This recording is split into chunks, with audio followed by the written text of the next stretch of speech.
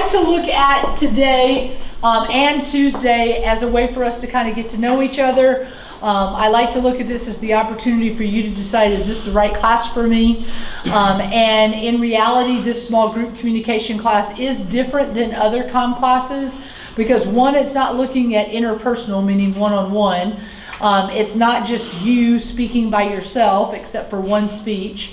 The majority of the class is looking at group dynamics and how you make presentations together as a group.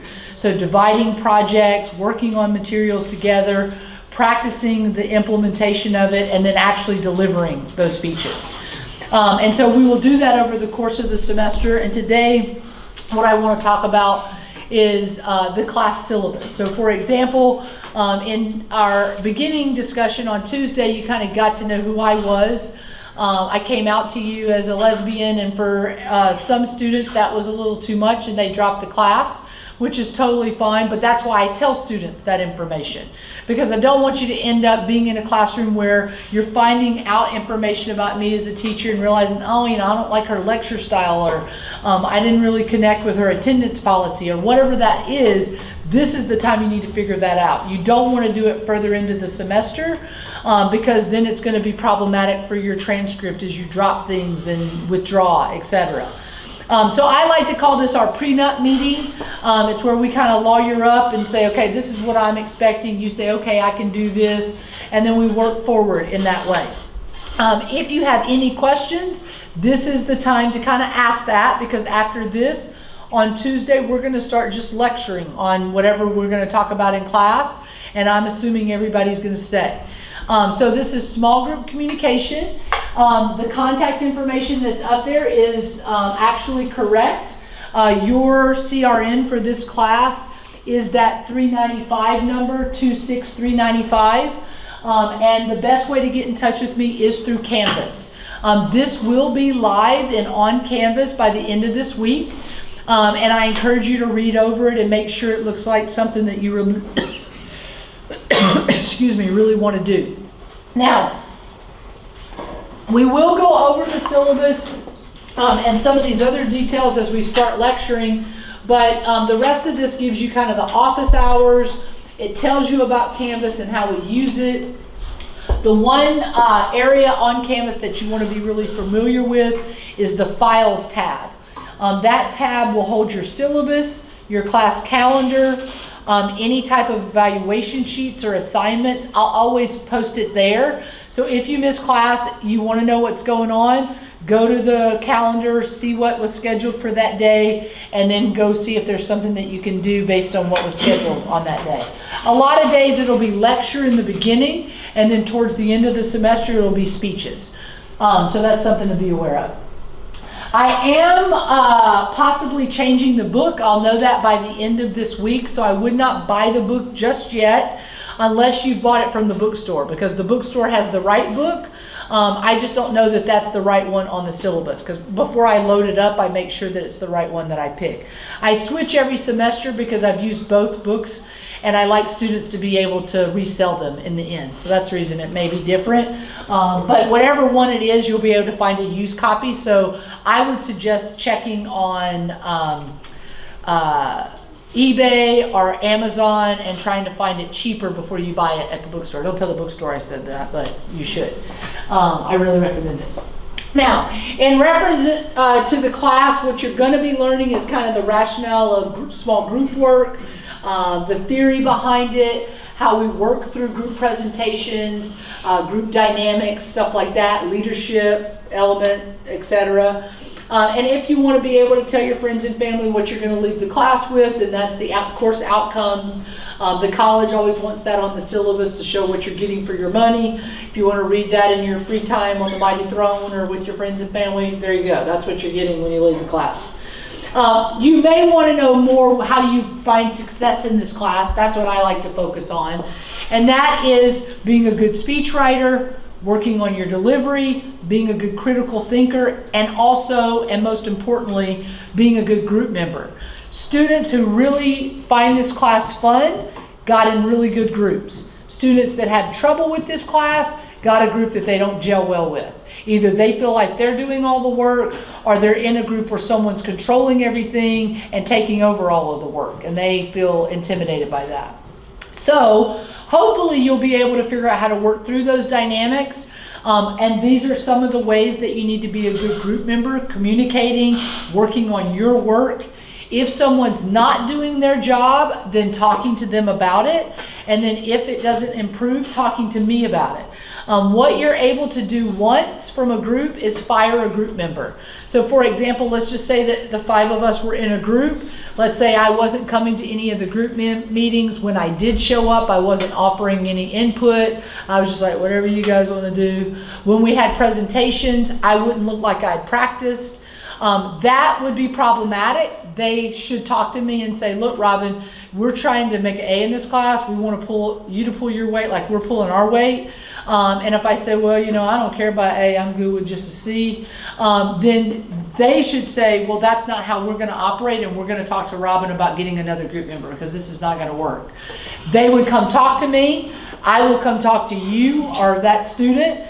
And in that conversation, I will let you know, or that student know, if this continues, they are allowed to fire you from the group. If they fire you, I will move you to another group, but you can only get moved once. So if the next group wants to fire you, then I see the common denominator, and that means it's probably you, because you're not pulling your weight, and now another group wants to get rid of you.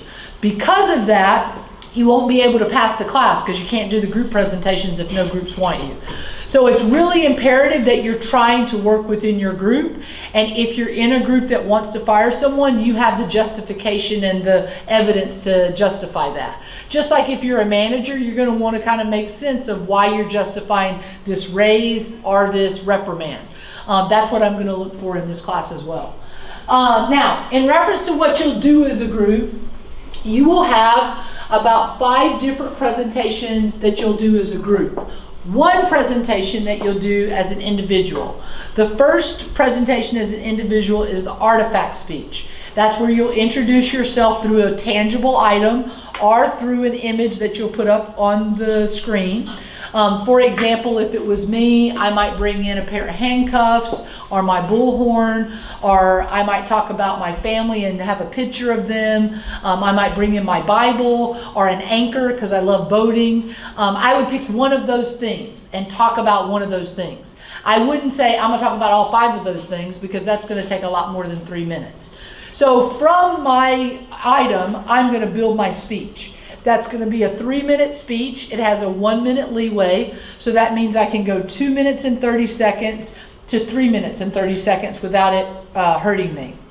I have to deliver that speech, and as I deliver that speech, I want to make sure that I'm using some type of outline or concise delivery. So for example, you could tell that the speaker that spoke had a clear outline of kind of what he was going over as he talked about his information. You'd want to make sure you do something like that as well. We will talk about that before you get to that speech. So I'm not just going to sit up there and say, okay, good luck, go give your speech. I will teach you kind of the tools that I would suggest in speech writing. Whether or not you want to do it like that, or you just want to tell a story, is totally up to you. It's whatever you prefer to do. You will, on that day, have to provide me with an outline of the evaluation sheet. I put that together, I post it on Canvas. You print it off and you give it to me, and that's what I use to grade your speech. So you're going to know exactly what you're graded on before you give your speech. So the only 3 requirements is it's got to be somewhere between 2.5 and 3.5 minutes. You have to have the evaluation sheet, and you got to bring in an artifact. And you know, don't just find the first thing. You know, okay, I want to talk about my cell phone. I love my cell phone. I call my people on my phone. I got my snaps on my phone. Okay, yeah, everybody, unless your phone turns into a spaceship and flies up and becomes a drone that videotapes and comes back down and puts it on YouTube for you, unless it's something that's really like compelling, I would change my topic. But I have heard I'm going to talk about my earbuds, I'm going to talk about my keychains, all of that stuff, unless it is significant, I wouldn't talk about it. Now, again, I'm not trying to say that you've got to find something that's, you know, this is the ring my grandmother gave me as she was falling off a cliff. I'm not looking for that. If you've got that story, then people will probably find that very interesting and like, oh my God, what happened? And they'll want to hear it. But you know what is happening in your life that you could talk about that people would be like, oh, that's an interesting story. I had a guy in my last class, he's Native American, and he said, can I use something that was passed down in my lineage? Yes, that's a family heirloom. Introduce yourself through that item. Perfect example. Trophy, diploma, anything that represents kind of who you are, your challenges, your adversities, your successes, your hopes, your dreams, your fears, whatever it is. Now, the second speech is the speech that you'll do as a group. And that is going to be either a meet the band speech, where you introduce an artist, a singer, or a group, kind of like behind the music or a YouTube behind the band, that's not looking at their music video, but more looking at who is this band, their history, their influences, their greatest hits, some of their accomplishments, some of their challenges. As a group, you're going to give us a presentation about 15 to 25 minutes about this band. Now, a lot of people will say, oh my God, 15 to 25 minutes, that's a long time. But if everybody in the group has to speak, we have to go for 15 minutes, that's just only 3 minutes each. And it's hard to talk about a really good band in only 15 minutes, I promise you. So a great presentation would have a PowerPoint. You might show one of their music videos. It would be kind of an in-depth look at that artist or band. If you don't like music as a group, you could pick to do a food speech. And that food speech is like an intercultural introduction of a type of food that your group wants to inform the class about. The history of it, the geography of it, the ingredients, how to make it, and then you have to serve it to the class.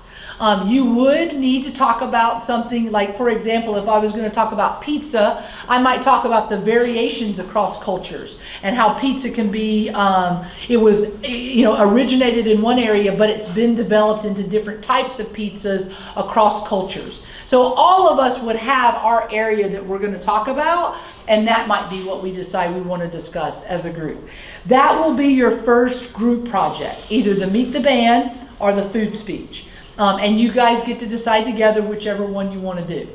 After that presentation is over, you will leave that group. Some members you might stay with, but you will be in a different group, and that group will turn into your final group for the semester. And that is the media day through the real deal. So that is when we begin our presidential campaign. We will run for president. Each group will figure out who they want to run for president. And as the semester goes on, you will do everything from introducing your candidate, debating your candidates against other candidates, doing a persuasive vote for us campaign, and then you're going to do a real deal where you'll actually go out into the hallway, have a little booth with information about your candidate, and get people to vote on who has the best booth. Sadly, there will be students that will walk by and think that they're actually voting in the 2020 presidential election. But you're going to know that that's not the case, and you're just trying to inform them about who's running. If you don't know anything about politics, that's totally fine. You don't have to know anything about politics. But what you do need to do is be willing to research and kind of find out about these people. So if your group decides to do Trump, you're going to figure out about Trump, who he is, what his platform is, what's his history, what's his qualifications, what people might say against him, so you're ready to attack that. If you're running a Democrat, you might figure out who the Democratic candidates are and which one your team might want to pick.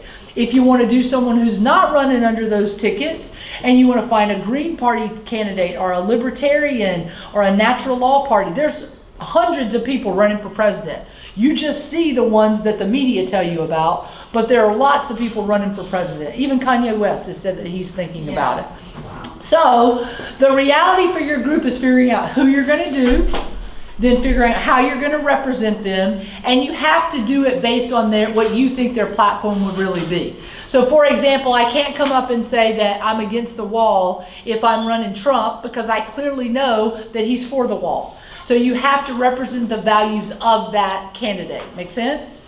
Now, what I will tell you is that every presentation you do as a group, you will get an individual grade and you will have a group grade. So you might say, well, is my grade kind of connected to my group? Yes. So that means that I need to force my group to practice. I need to make sure that we're working together. And I also know I probably won't fail the class if my group is not doing great, but I probably won't make an A in the class if I'm not pushing my group to get an A.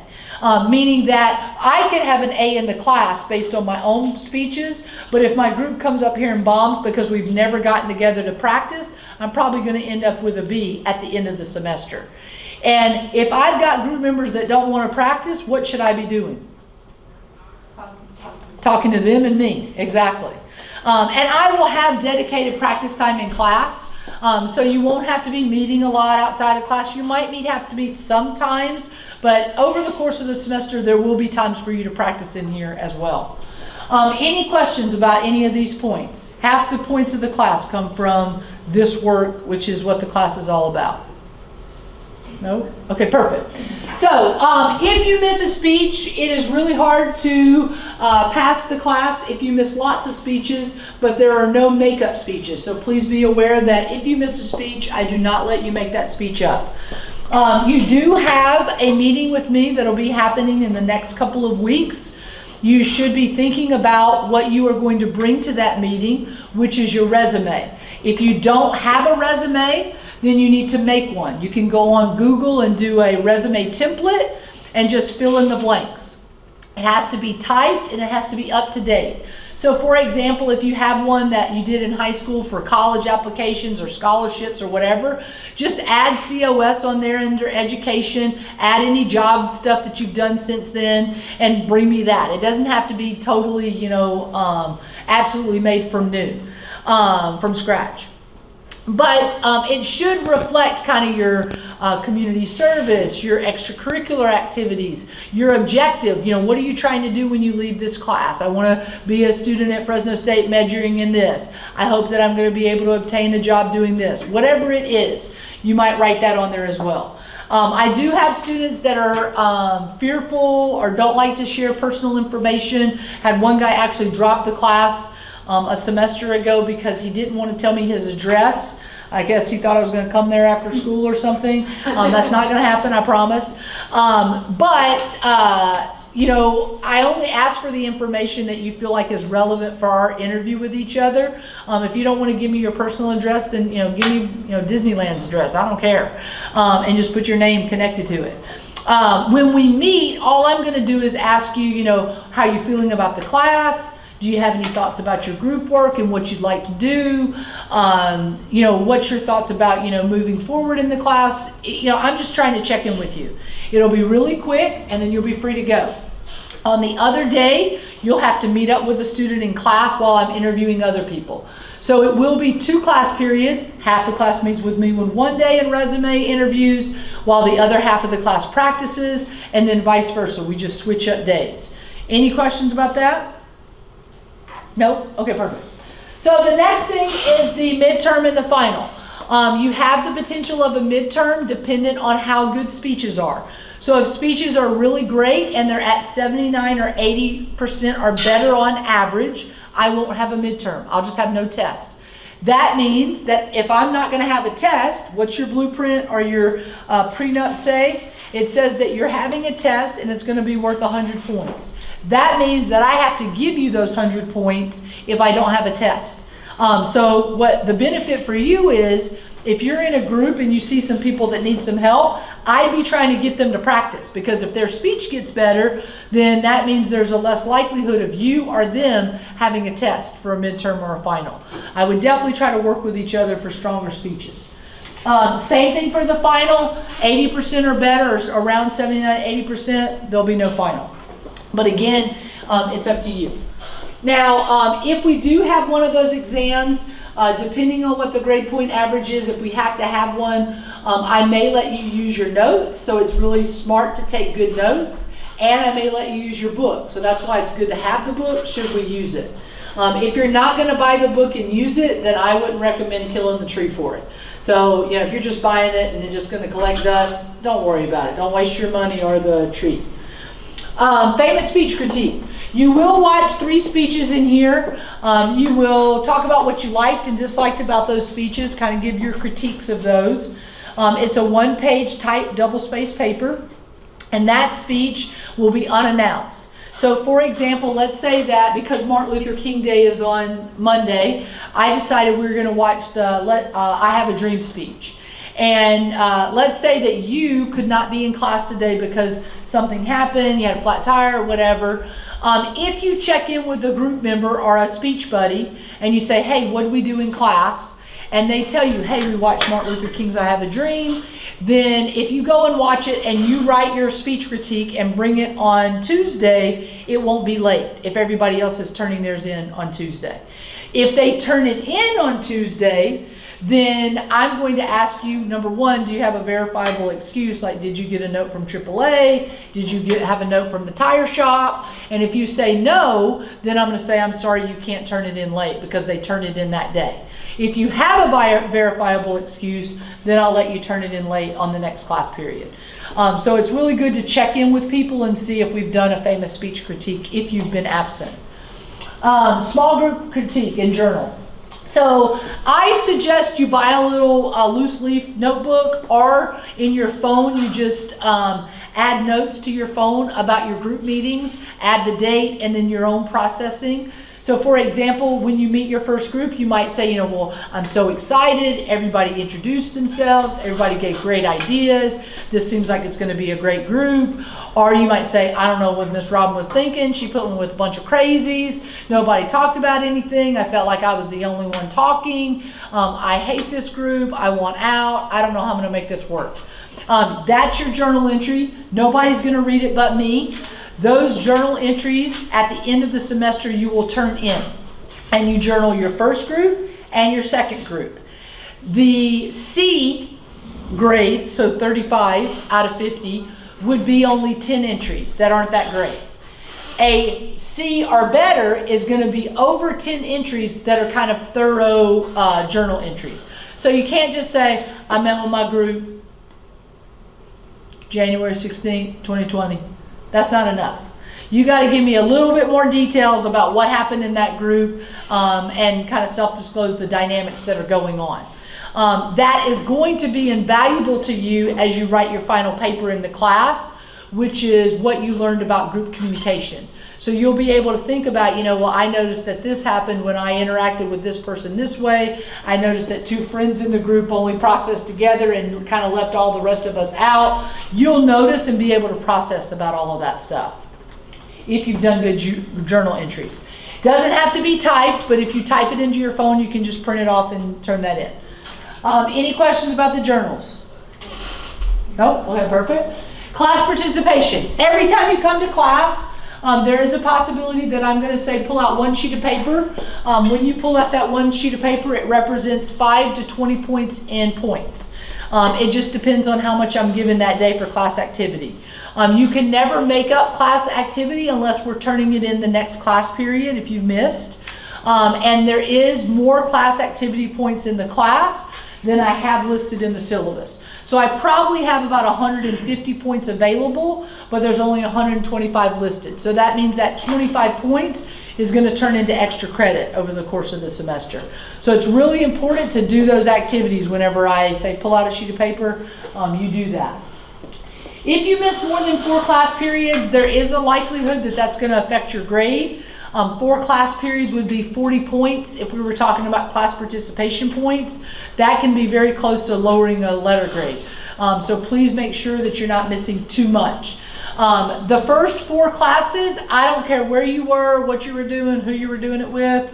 I hope you had fun. You do not need to self-report to me that you're going to be absent, that something's up or whatever. Take care of you. That's all I got to say. So if you need to leave early, pick up your stuff, quickly and quietly exit. Don't do it while other students are speaking. And if you need to come in late, just come in late, grab a seat, start taking notes. Everything's going to be fine. If you miss more than 6 classes, which is 3 weeks of school, that is going to be really hard to pass this class. So I would really make sure that attendance, just making sure that you're coming on a regular basis. You can miss class, just don't miss all the time. And that's only because it's going to be hard to keep up if you're missing a lot. I did give you information about the Writing Center. I put it in the syllabus just to remind you that you have that resource, and I do hope that you will use it. It will help you in reference to your presentations and writing your papers. I like to look at it that you guys already have 1,000 points already collected. The only reason that you wouldn't have an A in this class is if you don't do what you're supposed to be doing. So it's really important for you to just kind of do what you're doing and turn your things in, meet with your group, make your presentations. I've talked about all of the speeches in detail, but I'm just going to briefly go over them really fast one more time. Anybody have any questions about this artifact speech? Any ideas that you have questions about? So one guy in my last class said, you know, could we do a PowerPoint? Yes. The PowerPoint would even count if you have an image of your item on the PowerPoint screen. So, you know, you wouldn't have to bring the tangible item to class if you just want to show us an image of it. So for example, I tell people when they say, can I talk about my keys? I'll say, you know, well, did you buy your vehicle yourself? Like you raised the money and you want to talk about your perseverance and how you worked so hard to have this vehicle. Okay, that's a really interesting speech. You could show us a picture of your car, you know, put your keys in the air and say, you know, these keys are mine because it is mine. I bought it and nobody can take it away from me or whatever. You know, however you want to present your speech is fine. Just trying to figure out the best way to present that message. No more questions about that? You sure? Like a family member? It could be about a family member, yep. Yeah, add a picture of them, exactly, yep. 2 minutes and 30 seconds to 3 minutes and 30 seconds. That's the leeway. Any other questions? There's a question that nobody's asking. Already have.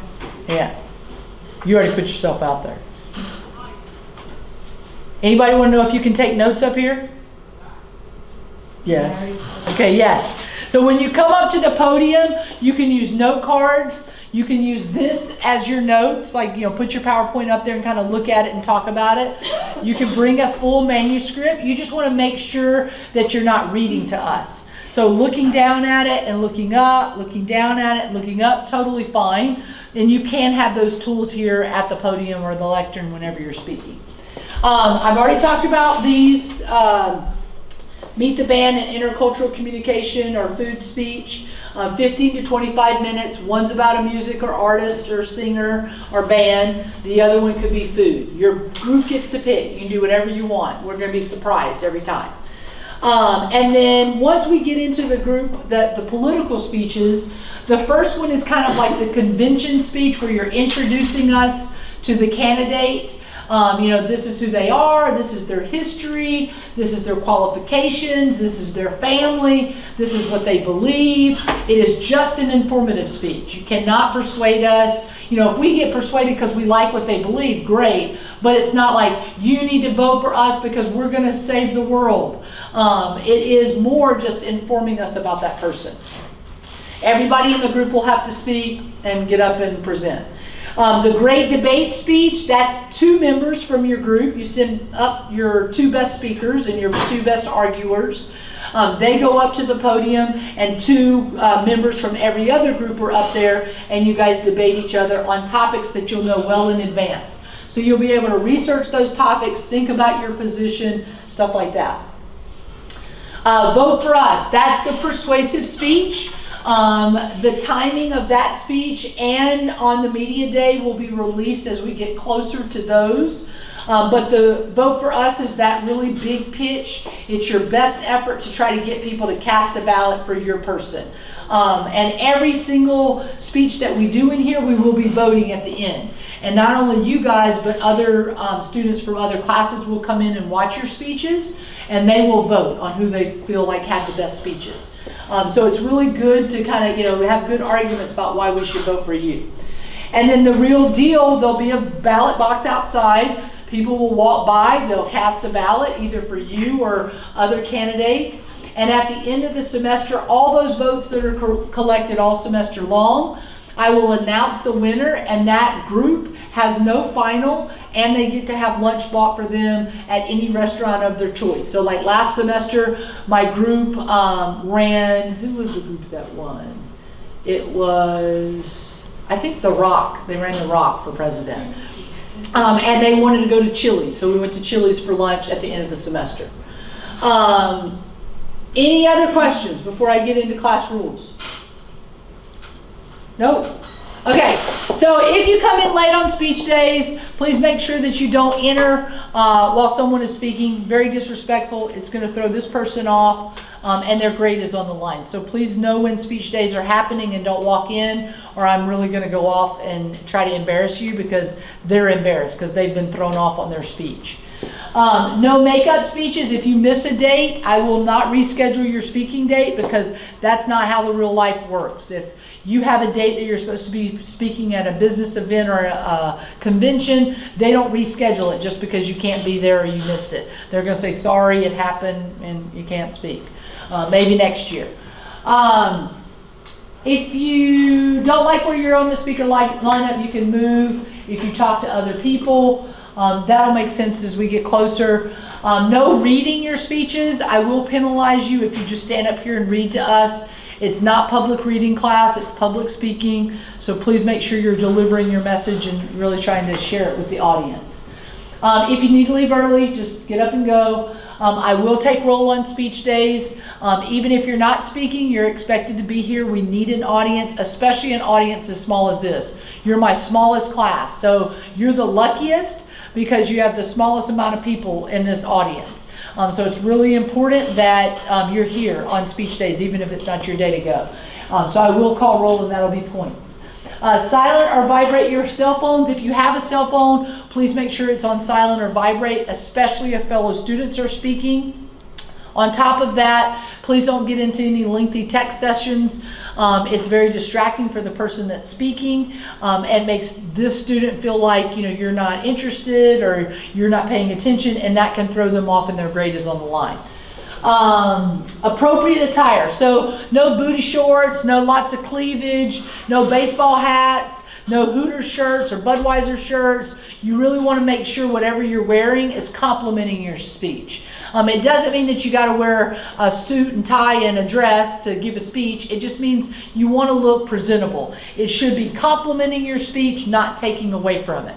So even like, Abercrombie and Finch or Pink or a sporting team on your shirt is going to take away from your presentation. Because the first thing we're doing is reading your shirt and thinking about what we think about whatever's on your shirt. So if you're speaking, try to think about that. Be a respectful audience member. Obviously, there are going to be things talked about in here that you may not agree with.